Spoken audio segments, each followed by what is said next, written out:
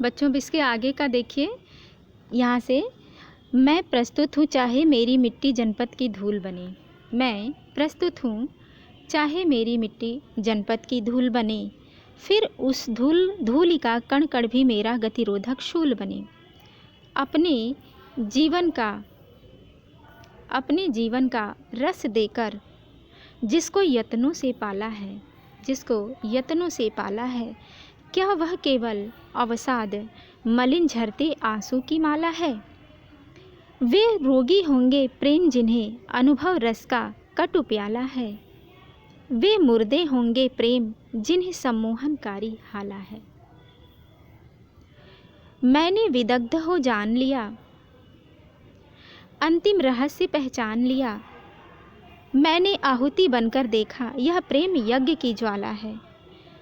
मैं कहता हूँ मैं बढ़ता हूँ, मैं नभ की चोटी चढ़ता हूँ। मैं कहता हूँ मैं बढ़ता हूँ, मैं नभ की चोटी चढ़ता हूँ। कुचला जाकर भी धूलि सा आंधी सा और उमड़ता हूँ।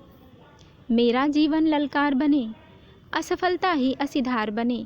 इस निर्मम रण में पग पग का रुकना ही मेरा वार बने। भव सारा तुझको है स्वाहा, सब कुछ तप कर अंगार बने। तेरी पुकार सा दुर्निवार, मेरा यह जीवन प्यार बने।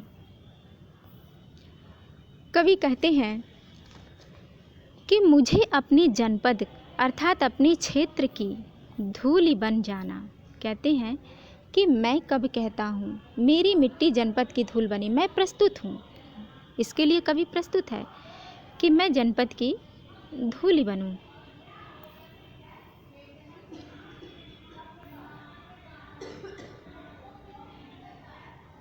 कहते हैं कि धूल बन जाना मुझे स्वीकार है, धूल में मिल जाना मुझे स्वीकार है। भले ही उस धूल का प्रत्येक कण मुझे जीवन में आगे बढ़ने से रोके और मेरे लिए पीड़ादायक बन जाए। धूल मतलब है ना, दुख हो गया, बाधा हो गई, और वे कहते हैं कि भले ही ये बाधा आए, धूल रूपी बाधा मेरे सामने आ जाए, पर मुझे इससे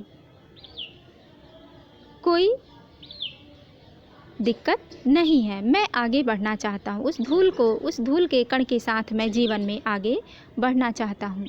वे कहते हैं कि कष्ट सहकर भी मातृभूमि की सेवा करने या उसके काम आ जाने की,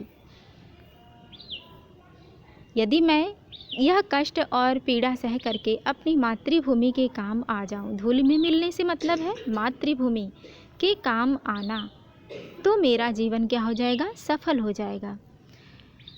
वे कहते हैं फिर उस धूलि का कणकण भी मेरा गतिरोधक शूल बने।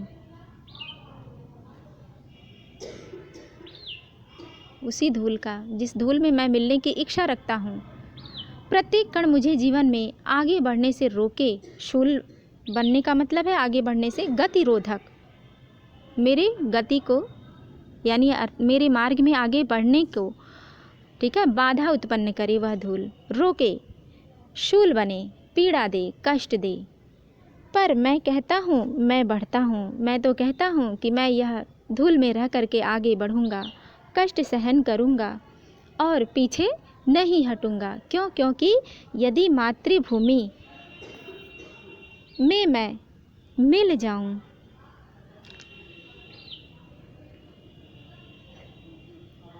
अपनी माता पृथ्वी की सेवा कर सकूं, यही मेरे लिए सबसे बड़ी सफलता होगी।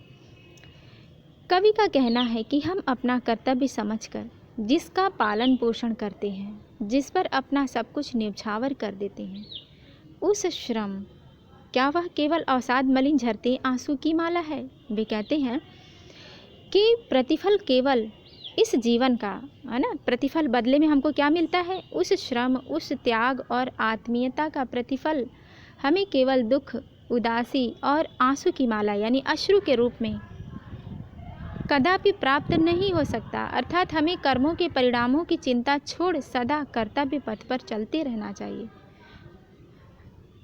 हम अपना सब कुछ न्यौछावर कर देते हैं, श्रम, त्याग, आत्मीयता, है ना, बदले में क्या मिलता है? दुख, उदासी और अश्रु के रूप में कदापि प्राप्त नहीं हो सकता। अश्रु मिलते हैं तो लोग उसे क्या समझते हैं कि ऐसा जीवन मुझे नहीं चाहिए, बदले में हम यह करते हैं तो मुझे अच्छा ही चाहिए, सुख, प्रसन्नता और खुशहाली चाहिए।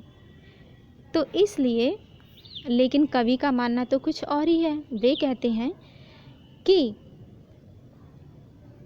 मुझे परिणामों की चिंता छोड़ करके सदैव कर्तव्य पथ पर चलते रहना है, आगे बढ़ते रहना है। और यही संदेश वे सबको देना चाहते हैं इस कविता के माध्यम से। वे कहते हैं, वे रोगी होंगे प्रेम जिन्हें अनुभव रस का कटु प्याला है। कहते हैं कि प्रेम को जीवन के अनुभव का कड़वा प्याला मानने वाले लोग, है ना, प्रेम को क्या करते हैं, जीवन के अनुभव का कड़वा प्याला, कड़वा रस मानते हैं और उसके प्रति सकारात्मक दृष्टिकोण नहीं रखते, है ना, मानसिक रूप से विकृत होते हैं। कभी उनको कहता है वे मानसिक रूप से विकृत होते हैं, वे रोगी होंगे, है ना, जो प्रेम को केवल क्या समझते हैं, केवल उस अनुभव का कड़वा प्याला मानने वाले लोग कि प्रेम क्या होता है, केवल पीड़ा देता है, दुख देता है। तो ऐसे लोगों को कवि क्या कहता है कि वे मानसिक रोगी हैं, अर्थात उनमें मानसिक विकृति है। किंतु वे लोग भी चेतना विहीन निर्जीव की भांति ही हैं, जिनके लिए प्रेम चेतना लुप्त करने वाली मदिरा है। ऐसे लोग वास्तविक अनुभूति से अनभिज्ञ रह जाते हैं। क्यों? क्योंकि वे दुख और पीड़ा को स्वीकार नहीं करते। प्रेम के मार्ग में जो आने वाली दुख और बाधा मिलती है उसे स्वीकार नहीं करते। इसलिए कवि तो क्या कहता है कि हमें तो वही प्रेम स्वीकार है, वही मार्ग स्वीकार है जिसमें दुख और पीड़ा मिलती है। क्यों? क्योंकि वही हमारी संजीवनी बूटी के समान है, वही हमारे लिए संजीवनी बूटी के समान है। वे मुर्दे होंगे प्रेम जिन्हें सम्मोहनकारी हाला है। वे प्रेम तो मृत्यु की भांति होगा जिन्हें सम्मोहनकारी हाला है। हाला मतलब विष, मदिरा, मदिरा हो गया, हाला का मतलब मदिरा हो गया।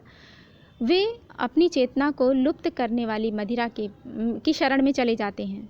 अपनी चेतना को लिप्त करने के लिए, अपनी पीड़ा को दूर करने के लिए, जो भी जिसे भी पीड़ा संसार में ऐसा माना जाता है, स्वभावतः मनुष्य क्या करता है, जब उसे दुख होती है, पीड़ा हो, है ना, दुख उसके ऊपर संकट आता है, पीड़ा होती है, तो व्यक्ति मदिरा की शरण में चला जाता है और वहाँ वह अपने दुखों को उस पर न्यौछावर कर देता है और अपने कर्म को क्या करता है, भूल जाता है, अपने कर्म पथ को वहीं छोड़ देता है।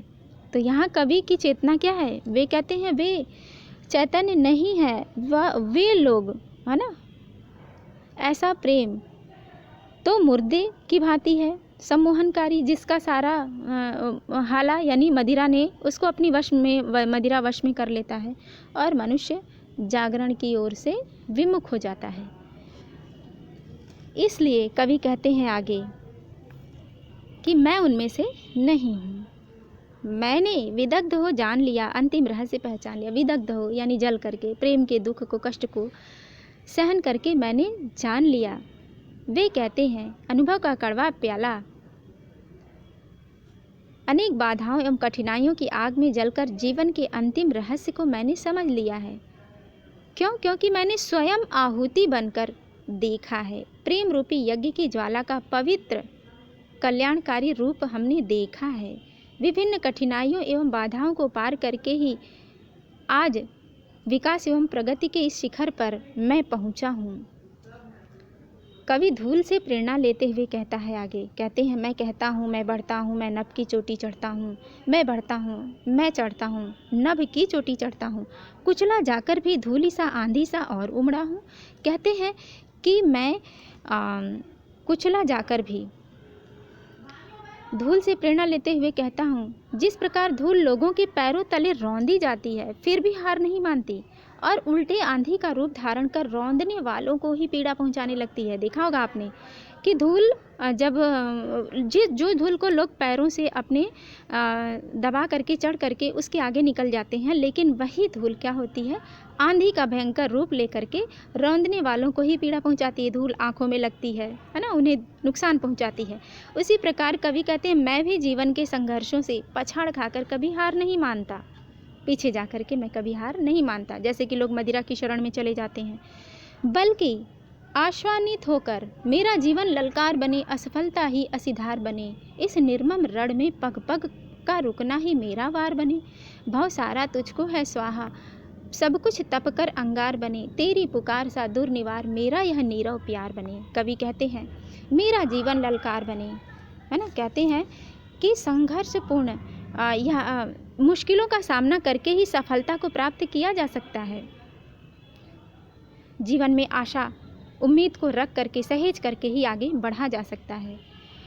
संघर्षपूर्ण जीवन चुनौती देने की पुकार चुनौती के रूप में स्वीकार करके जीवन में मिली असफलता उसके लिए तलवार की धार बनकर सफलता की राह को भी कहते हैं कि जीवन में मेरा जीवन ललकार बने। मैं इस जीवन को, दुख को चुनौती के रूप में स्वीकार करता हूँ और असफलता के माध्यम से ही, मैं असफलता के सहारे ही मतलब तलवार, है ना, असफलता की तलवार को उसमें धार बना करके, असफलता के सहारे तलवार में धार बना करके मैं उसको क्या करता हूँ, असफलता से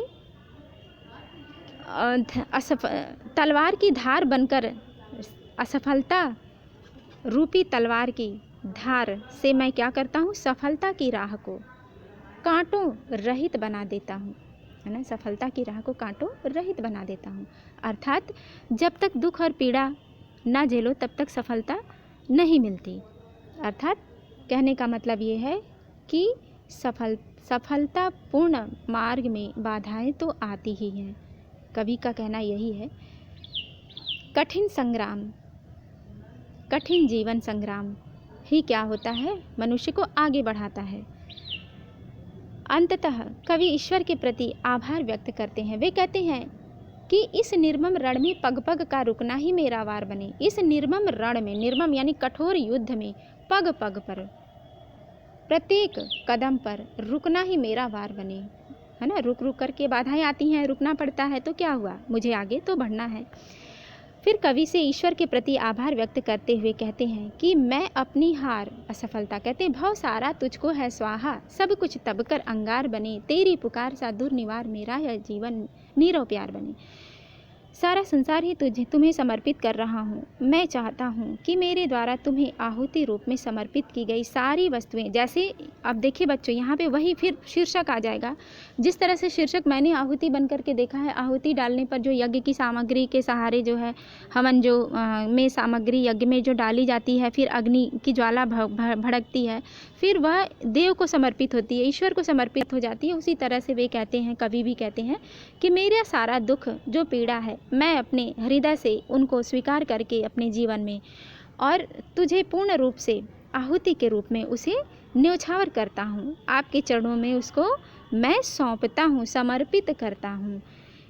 साथ ही साथ मेरा यह मौन प्रेम तेरी पुकार की तरह ही अति प्रभावशाली होकर परम विस्तार बने। कहते हैं कि मौन, नीरव, मेरा यह नीरव प्यार, मौन रूपी जो यह मेरा प्यार है, मौन रह करके, अर्थात मैं कुछ कहता नहीं, दुख पीड़ा आती है तो मैं उसको चुपचाप सहन करके मैं आगे बढ़ता हूँ। और यह जो मेरा ईश्वर के प्रति, संसार के प्रति, दुख के प्रति जो यह मेरा प्रेम है, कवि का प्रेम किससे है, दुख से है, पीड़ा से है, संसार से है, उसको किसी भी चीज़ से अस्वीकार, वह किसी भी चीज़ को अस्वीकार नहीं करता, बल्कि उसे सहर्ष दुख के साथ स्वीकार करके वह जीवन में आगे बढ़ता है। कहता है तेरी पुकार सा दुर्निवार मेरा यह नीरव प्यार बने, तेरी पुकार बन जाए, मेरा यह जो मौन प्यार है वह तेरी पुकार बन करके और प्रभावशाली होकर के इस संसार में आगे बढ़े।